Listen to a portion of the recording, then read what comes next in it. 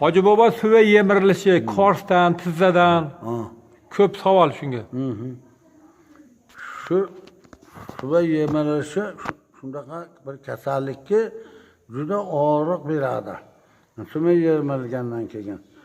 Endi shuni mulojalaridan qisqa qilib hozir gapirib beraman. Suva yemirilishida juda oddiy shu oilada bemalol qiladigan usullardan 3tasini aytib beramiz. Birinchisi, oddiy nimani molni suvaylaridan, ilik suvay, qovurg'a suvaylari, boshqa joylarini suvaylaridan sho'rva qilib ichiladi, kalsiy ashitda bo'ladi. Qaynatma sho'rva qilib ichiladi. Qo'g'rilmaydi. Har kuni o'sha qaynatma sho'rpani ichadi. Suvayda qaynatilgan.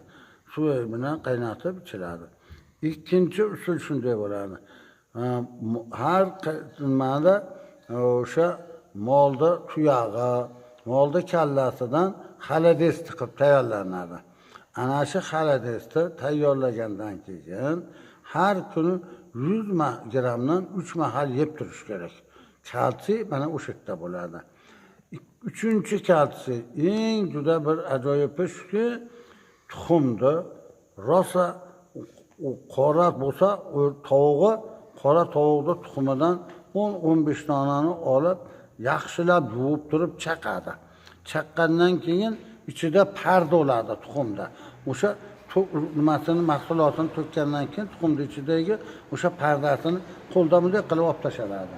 Keyin nimada sindirib ola ko'ylanka joyga sindirib qo'yiladi. 2 kun turgandan keyin haligi narsa yaxshi quriydi. Qovonchaga solamiz. Rosa